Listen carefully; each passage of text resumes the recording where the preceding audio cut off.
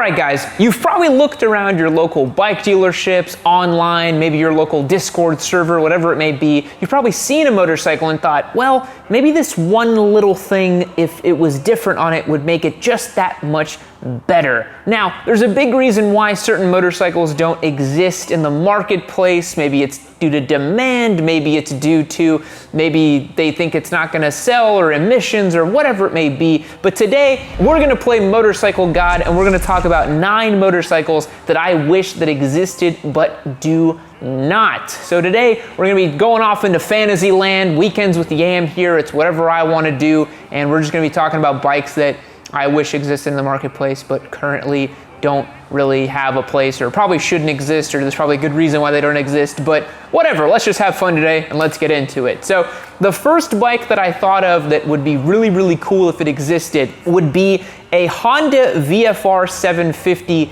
naked bike. So Honda makes the VFR right now. I think it's still in production, if I'm not mistaken, in Europe. I don't think they sell them brand new here anymore. But if you don't know, it's a V4 that has VTEC. It's about 750 cc's, if I remember correctly. And it's a really unique gem of an engine, and it's beloved by people who own that motorcycle. It's got a single-sided swing arm, really interesting looks. It's kind of like Honda's answer to the Ducati Panigale, or more sexy motorcycles like that. It's a very unique ride.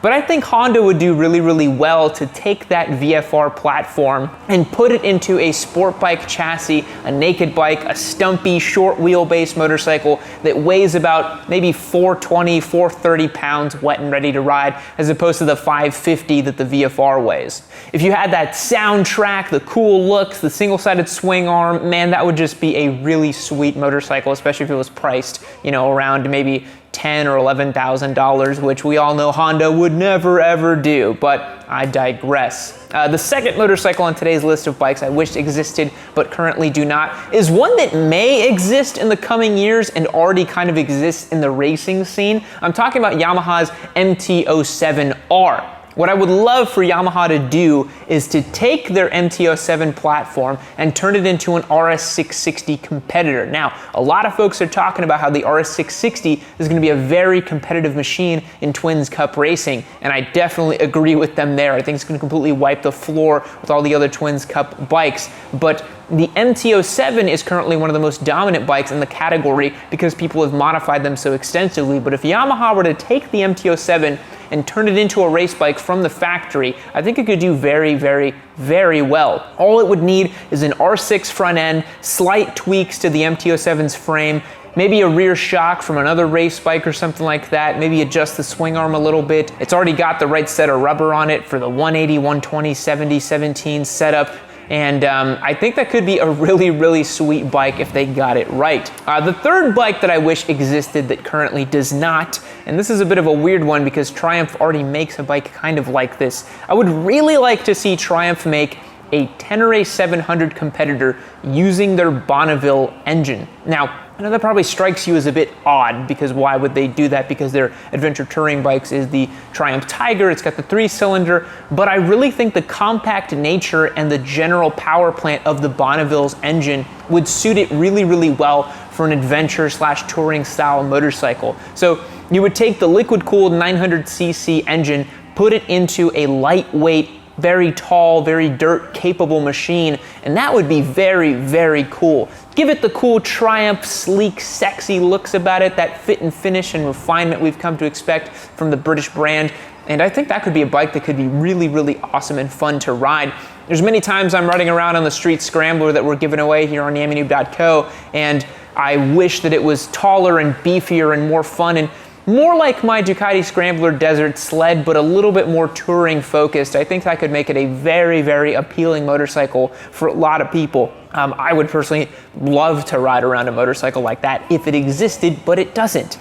The fourth bike that I want to talk about today would be a Indian Scout powered naked bike from Indian. I think it would be really cool if Indian took their Scout engine and just put it into a no-holds-barred sport bike. I think it could be cool if they took it, and instead of like the FTR 1200, which is a long wheelbase, flat track style motorcycle, which is very cool in its own right, I would love to see a short, stumpy wheelbase naked bike with the Scout engine, because the Scout engine is super good. I really, really like and dig that 1133cc V-twin that's in that motorcycle. And I think that if you put it into a naked bike, it would just be so cool to have an American-bred naked bike that does that. It could kind of be Indian's answer to the Monster 1200S from Ducati, which they're not going to be making anymore. That's all switching over to the Ducati Monster 921 or the 931, the new one, you know the one I'm talking about. And if Indian made one that kind of competed in that sphere, that could be really, really cool. And I think they have the know-how and the chops to do that. So I think an Indian-powered Scout motorcycle that is a naked brawler of sorts could be cool. Kind of like a Harley Bronx that never was. The fifth bike I want to talk about today that I really wish existed but doesn't and won't ever exist is a third generation Suzuki B-King. Not a Hayabusa, but I think if Suzuki took the Hayabusa's engine and made it just a little bit more hopped up, a little bit more crazy, even more than it is now, they could actually take a Gen 2 Busa engine and just tweak it ever so slightly, put it into a naked bike that's lightweight and fun to ride, and in the current crop of hyper naked bikes, it would slot in so, so well. I mean, if Kawasaki's out there selling a ZH2, KTM's selling the Super Duke 1290, there's no reason why Suzuki can't make a 1340cc naked bike and just call it a day. I think it would sell super well. I think it could do really well too if Suzuki leaned on that MotoGP style victory, the X-Star livery stuff. Just go all out with it, have fun, make it silver and blue, give it a TFT, halo light, you know, give it some of that classic Suzuki DNA, and I think it could be really, really cool. Maybe revitalize some of the classic color schemes from the old school GSX R750, put it on that 1340cc B-King, and I think it could just sell like gangbusters. That would be such a cool motorcycle for Suzuki to make, but they're never gonna do it because they don't listen to me. Number 6 on today's list, I would love for V-twin supermotos to come back. Now, I don't mean stuff like the KTM Duke 990 or the Hyper Motard. Those are kind of weird motardy kind of bikes. What I'm talking about are the stuff like the Aprilia SVX 550, I believe it was. It was a 549cc V-twin that revved out to like 13,000 RPM, and it weighed under 300 pounds. Those are the kind of V-twin supermotos that I would love to see come back. One of the big problems that Aprilia had, though, especially in its first generation, was some reliability issues. The SVX was not known, or SXV, I can't remember what order those letters go in. Yusaku, if you see it in here, please help me out. I don't remember what order it went in. But that motorcycle, it was not that reliable when it first came out. It got a little bit better over the years, but it was just an absolute riot of a bike, and I would love for V-twin supermotos to make a comeback because they're so weird and so unique, and I really do think they deserve to come back. Another bike I think deserves to come back and deserves to be kind of in the fold of today's marketplace, and I think could open up a lot of opportunities for Ducati, is if Ducati made a new Supermono. So if you don't know, the Supermono was a single-cylinder, ultra lightweight motorcycle that was for racing that Ducati made about 20-ish years ago. I believe it was in the late 80s, early 90s, something like that. And the Supermono was all about being as lightweight as possible. And I think now, in the crop of track bikes being sold and Ducatistas buying $100,000 Superleggeras, this could be a really interesting avenue for Ducati to start pumping out single-cylinder motorcycles and start experimenting with that and exploring that. It could also be a way for them to get into Moto 3 and sort of a new racing program for them as well. So I think a Supermono could be really, really sweet. It's also considering the fact that the Supermono, I think only 500 units of it were made ever, so it's extremely rare to see one, let alone find one for sale, because all the ones that were for sale have been bought up and all of that. But it could be very, very cool for Ducati to make a track-only, super limited edition, ultra lightweight single-cylinder motorcycle. I guarantee you they would sell out of them instantly if they made even 100 of them, but it would be a very interesting bike if it existed. 8th on today's list, and you guys know that I had to do this to them, I would really like for the Japanese Big Four to make 350cc dual sports that are actually cool to look at, to ride, and to own.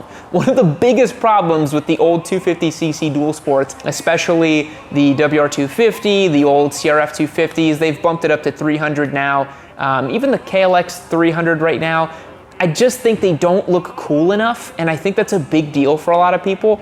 And it sucks because dual sports are pound for pound one of the most fun and goofiest and silliest bikes that you can own, and I have so much fun riding them. And I think that if, for example, Yamaha could make a WR350R that looked more like a Husqvarna Svartpillen, it had some of that kind of neo-retro futuristic flair to it, but it had the bones of a proper dual sport with a 21-inch wheel, I think that would sell really, really well and appeal to people really deeply. It's a weird little dream of mine that Husqvarna would make something that looks like the Svartpillen 401, but weighed 310 pounds, had 21-inch wheels, big suspension travel. That would be a very interesting motorcycle for me personally, and I think I'd have a lot of fun with it. So it'd be really cool if the Big Four released some 350cc dual sports that actually looked cool and were fuel injected, liquid cooled and not carbureted, and just more modern than the DRZ 400, for example. But the closest thing we have nowadays to that is the KTM 350 EXCF, which is a bike that I'm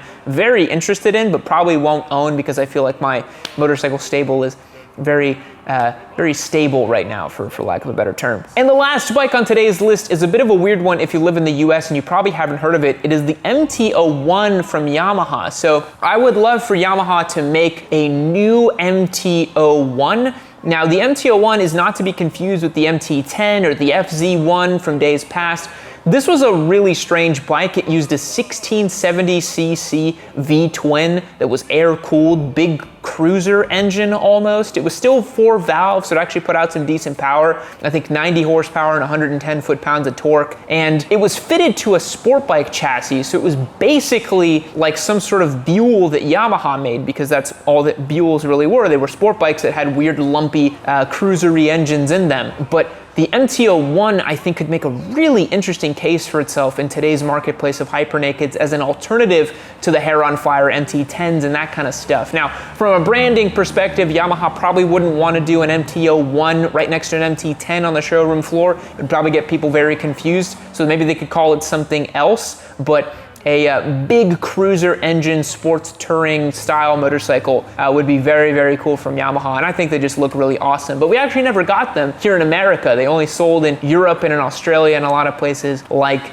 that. So guys, those are my 9 motorcycles that I would like to exist today, but they do not exist currently. What do you think of my list? If you have any bikes that you want to see created or willed into existence, leave me a comment down below, and be sure to subscribe to the channel. I know a lot of you watch the videos and you don't subscribe, and I would love to hit that 1 million subscriber mark in 2021. It could do really cool things for us here. I'll catch you guys in the next one.